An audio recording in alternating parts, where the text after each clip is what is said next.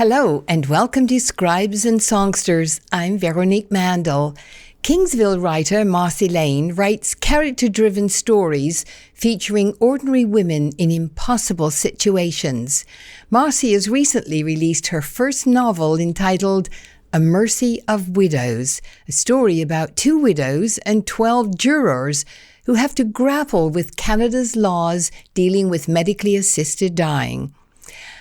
And I'm delighted to have her on the show today. So welcome to Scribes and Songsters. Welcome, Vern. Thank you. So before we get into the book, which was a really good read, tell us a little bit about you. Where did you grow up? My father was in the army, so I've grown up everywhere, all over Canada. I lived in the UK for a year. I lived in Germany for a couple of years. Most recently, I came from Calgary about 5 years ago now. And settled in Kingsville? Settled in Kingsville, hope to never leave. Wow, that's really good to hear. It sort of hits you like that because it's right in the middle of a wonderful part of southwestern Ontario. It's a beautiful area, just a beautiful area. I really like it here, and the people are so supportive. So what do you do, besides writing novels? I help charities. And what do you do for them? I help them. I help their boards improve, mostly with governance practices. I do board orientations. I do strategic planning. I facilitate team building exercises. I really love team building exercises. Help them with policy development if they are looking for different aspects of things. Like I worked as a peer reviewer for Imagine Canada for a while, and so I can help them with accreditation processes. And yeah, it's so important for charities to have that kind of education. Yes, I agree. Absolutely. Yeah. Well, when did the writing bug bite you? Oh, probably when I was about 4 or 5 years old. So tell us about that. From then on. Well, I remember one poem that I wrote that my mother didn't like. And so I shelved poetry. And I have a hard drive full of half-finished manuscripts and so on. And this one almost was added to that drawer, was almost. But I persisted. So over the years, did you write? I mean, were you writing bits of novels? What were you writing? What was I writing? Well, I did lots of journaling. From my day job, I did academic things and business-related things and interoffice memos and policies and all that kind of writing, which is dull as dirt, frankly. But I would often get up early in the morning, and while I was drinking coffee, I would scribble something. And most of it was rubbish, but some of it was savable. Did you write on themes or just stuff that you sort of made up in your head? Did you write about things you knew? Mostly I would write about things that I knew, but often what I would do as well is just do stream of consciousness for a while until something would hit me that I would play with and run with for a while. So getting to your book, Mercy of Widows, tell us about the name. It went through several different names, and Mercy of Widows is what I finally settled on. And there is a justice and mercy theme in there. And the main character enjoys playing with group names like a Murder of Crows or Parliament of Owls. And so A Mercy of Widows becomes the group name for a bunch of widows that start hanging out. It's an intriguing name. Thank you. And so you mentioned your main character, Hetty. Hetty, yes. So tell us about her. Oh, Hetty's a bit mixed up. So Hetty is a recent widow. She is middle-aged. She's never had children. She's never married. She dedicated most of her life before she met her partner to starting a business that was dog training. And then she met her partner, and her life really was joyous for a while before he got sick, and she dedicated herself to helping him heal. That didn't work out so well.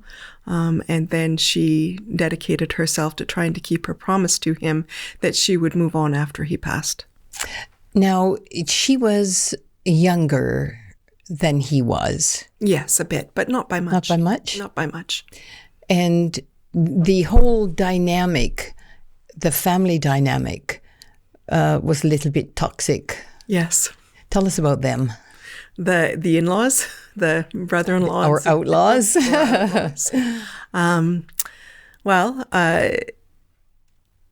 Stanley is Hugh's younger brother, and Stanley is going on his own grieving process. He's never particularly liked Hetty, who is the main character, and he doesn't respect her in lots of ways, and tries to take charge in ways that are not always helpful or... But there was so much around the Hugh getting ill and how Hetty dealt with it. Mm-hmm. She didn't deal with it very well. She was in denial about it for a long, long time, until it was really too late, until it was too late for them to do something that would be helpful for her after he passed. And it's interesting because so many people say, make a will, or, everybody asks, have you got a will? Mm-hmm. And that was something else that was jarring in their story, wasn't it? Yeah, it's a major part of the reason I wrote the story. You probably don't know, you may know that I've been widowed twice. And my first husband, when he died, even though we had wills, we had gotten married after those wills were created, and few people know that those wills become invalidated as soon as you're married. And so part of the reason I wrote this story was to help people get their stuff in order while there's still time, to talk about it, still time to make sure that what you want is actually completed. I did not know that. Okay. Is there a reason for that? I mean, you must have, did you explore all of that? You mean being a twice-over widow? Yeah. Yeah, I'm terribly sorry to hear that. But you must have learned a lot. I did learn a lot, and I tried to include some of that in that book, so that people can travel the journey a little with fewer problems than I did. And obviously, it is sort of having it happen like that, having a will, but then getting married after, is that as bad or worse, or than dying with no will? Well, ultimately it was deemed that he did die without a will. But fortunately, because we were actually married, there were a whole bunch of things that I was entitled to because of that. And so his estate was wrapped up relatively easily. It was more expensive from a legal perspective, and it took longer, but everything that he wanted was accomplished, even though we had to jump through different kinds of hoops to get there. And of course, Hetty didn't have the advantage of having actually gotten married. That's right. So that put a very different sort of a completely different spin on it, yeah. And I wanted that spin so that it's more of a cautionary tale. Mm-hmm. And of course, then the mad thing, the maid, the medical assistants in dying, mm-hmm. Did that come up in their conversations, or only, or did she sort of be the one who wasn't interested? I mean, how did that come into their lives? Hugh had always said before that he would want to travel to wherever maid or equivalent was legal. just like Max wanted to travel in the end to wherever maid was legal. But Hetty always kind of dismissed it the way that we often dismiss the notion of our loved ones dying. It's not something that we often want to sort of contemplate. No. And so she was dismissive in the same way that almost everybody is when they're just going through their lives. You notice I called it MAD, and in fact, the acronym used to be MAD, and I think probably with good reason they changed it to MAID. Yes. Now, sort of there were the complications of the will, and then while all of that was going on, she gets called for jury duty. Yes, she does. So tell us about that process. In the story or just in general? Start with in general, and then we'll get to the specifics here in the story. Okay. Well, I added it to the story fairly early, mostly because I served as a juror in Alberta on a second-degree murder trial, and everybody was so curious about it that I thought, okay, well, I can talk about some of the dynamics of that, what it was like to be a juror, and then, other people can live vicariously through the novel, right? And so, of course, you would have gone through the process of selected, not selected. Yes. And so tell us about how her friend tried to get her not selected. Okay, so Leah was a former lawyer and is a current death doula. And so she knows all the tricks on how to get out of jury duty. So she dressed Hetty up kind of like a clown to go to jury selection with the assumption that the lawyers and the judges would excuse her because she clearly looked ridiculous and didn't want to go. So do you remember what she put on her? Oh, yes. She put on paint-stained sweatpants that had elasticized ankles, oversized, and a rude T-shirt with her middle finger sort of emblazoned on it. And she put her hair into antennas and put her children's face paint all over her face. And how did that go down? Well, the bailiffs at the courthouse were less than impressed, but the lawyers and the judges never really got a chance to see the full get-up because Hetty decided early on that she was going to remove it all and go in as an ordinary person, and that's when she was selected. What made her change her mind? She wanted to do it. She always wanted to be a juror, and she was bored and she was curious. She wanted to get out of the house more. And so she just decided that Leah's way wasn't necessarily the right way, and she was going to do it her own. Now, when you were in that whole selection process, did you sort of use a lot of that in here? Or did anyone, when you were going through the selection process, do anything outrageous? I personally did not, but I saw Hetty. Hetty was inspired by a real person. Wow. Yes. And what happened to her? I don't think she got selected. I mean, you would think they'd see through some of that stuff, right? And that's why people do it. Yeah. Yeah, it's just like wearing a sign. I don't want to. And then what about the characters on the jury? Tell us about them. So all of them? Well, some of the more notables. Well, her buddy, her best buddy, is probably Ruth. Ruth is a retired palliative nurse, and she provides a lot of the background information about interpreting some of the medical evidence that they hear. She is also an avid crocheter, and she's a bit of a character. Phil, or Philip, becomes her buddy. Is that a spoiler? I don't know. Nope. Okay. Becomes her buddy. He starts off, the two of them have a fairly tense relationship right out of the gate, mostly because he's a bit of a blowhard. But gradually, he becomes more human and admits some of his troubles, and Hetty and he bond over that, and he actually helps Hetty out in a pretty significant way. And Mandy is one of my favorite characters. She's 18 and barely old enough to be on a juror. And she's a student, and she's going to use this experience to try to finish up a paper for one of her classes. And yeah. They're all very interesting. And I thought the woman in charge of them. Clémence. Right. Yes. Tell us about her.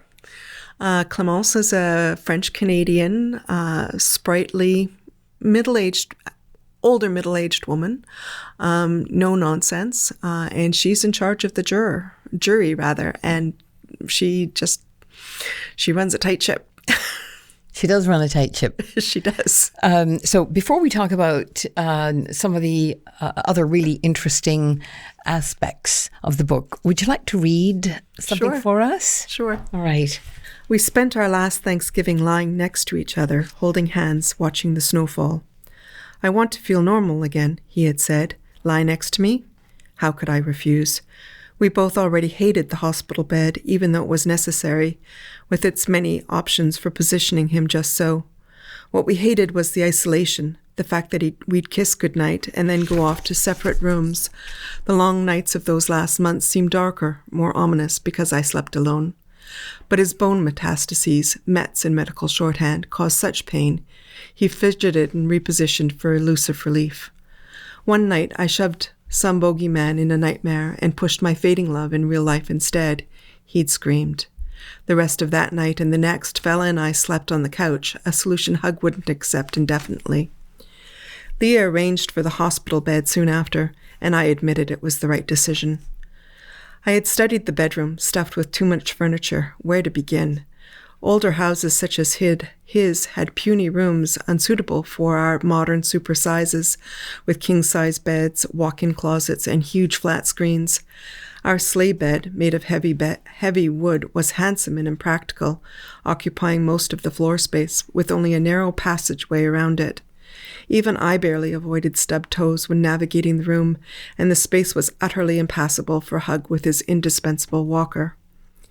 Rearranging the furniture to accommodate his infirmity required a sequenced plan. I moved a dresser, shoved aside a nightstand, nudged the bed, and widened his path. Of course, he preferred the bedside furthest from the door, plus everything was heavier than middle-aged me should move on my own. But I figured out a trick. The only thing I had to my advantage was the hardwood floors, shiny and smooth from their recent refresh. I found 4 old face claws and lifted the corners of the dresser enough to wedge claws under each leg. A sensible person might have removed the drawers first. My only excuse, because I was indeed a sensible person, was the rising panic roiling inside me like toxic smog and obliterating all rational thought. The claws did the trick, even with the laden drawers intact. I slid the furniture around using my bulk and gravity to full advantage and didn't even mar his floors. It took me an hour to accomplish the feat, but it was worth it. We watched the snowstorm through the bedroom window while lying propped on plumped pillows. Feathery flakes floated from the sky, covering the branches of the 50-odd-year-old spruce in front of the window. Streetlights illuminated the dark scene, making the taupe purple sky glow and the snow glisten. That Thanksgiving was the last time we laid together, side by side. It already hurt him too much for me to rest my head on his shoulder, my favorite place, my safe place. Instead, we held hands. I wished I'd paid more attention to those moments. It's a lovely piece. How much research did you do on Maid? A fair amount. Mostly interviews with people. Interviews is a formal word. Conversations with people. Nobody who was in the process of dying, but many people who were left behind, and also palliative nurses and doctors. Because it's certainly a very controversial and often divisive concept. Yes. Interestingly, it seems to be more divisive when the people who are dying haven't talked about it with their families first. Mm-hmm. I met one family whose parents, both parents, had applied for MAID and were intending to go the same day, and the children found out about it that morning. But they found out about it beforehand, and so they were able to talk about it and make some peace. It's really hard though when people go through with the procedure and people are blindsided by it. They just didn't see it coming. I can only imagine how difficult that would be for family members. So that brings us to the trial and why there was a trial and why she was on that jury. Well, there was a trial because a person died, and the person was a MAID lobbyist, and as you've said, MAID is divisive, and he had applied for MAID and had been denied under the legislation. And he wasn't a candidate to fly elsewhere, which was also part of their plan. And so he died under suspicious circumstances. And the parents his parents managed to get some test results that proved that he had been given a substance that everybody knew he was allergic to, and persuaded people to put the wife on trial. But that was quite a lengthy time after, wasn't it? Yes. And did you, when you were writing about them doing that, what could you see as their motive? The parents? I think that the main motive for the parents, besides not agreeing with MAID and believing that they were also in charge, and Max's personal directive allowed them to be in charge at the same time as his wife. I think the main reason is that they thought that Molly had done it while they were not in a position to say goodbye themselves. So they thought that she had done it kind of vindictively at a time when it wasn't convenient for them. So tell us about Molly. Molly's a bit of an enigma, and interestingly, I originally started this story from Molly's perspective, and only later switched it to Hetty's perspective. And so I deliberately don't want Molly to say very much for herself. Everybody else does her talking for her, and most of them get it wrong. So it's only the mercy of widows that finally gets it right. And that is that, yes, she did kill him, even though, it meant that she would probably lose everything. And even though she'd stood by his side for all that time, she killed him because she thought that he was in too much pain and that this was his only release. Did Molly ever reconcile with the parents? Probably not. I mean, I didn't get that far in the story, but probably not. Yeah. So take us back to Hetty and Stanley. Sort of tell us how their situation played out. So Stanley never gave up. No. And he did some pretty heinous things. He did. And what were some of them? I mean, maybe we can say a couple of those without telling how it ends. Okay. Well, right off the bat, in the very first chapter, he evicts Hetty from Hugh's house. And he really doesn't care where she winds up. He just wants her out of the house. Now, I mean, in his defense, Hetty had not been responsible with Hugh's house. I mean, she was ignoring the mail and not paying the bills and all that. So, Yeah, you didn't make her a saint. No, I did not make her a saint. It was important that she not be saintly because none of us are, right? Quite. And so it was important that she be pretty flawed. And so, the first thing he does is he evicts her. Other things that he does, the main thing is that he takes away her dog. And that would probably be the worst thing, at least according to Hetty, that he did. Because that dog represented not only Hugh, whom she called hug. Yes. But there was also a psychological aspect of healing that she saw in that dog. It wasn't there. Yes. Yeah. That dog was almost a surrogate for Hug. Certainly a stand-in for Hug. And, all the affection and attention that she'd given to Hug, she transferred over to Fella.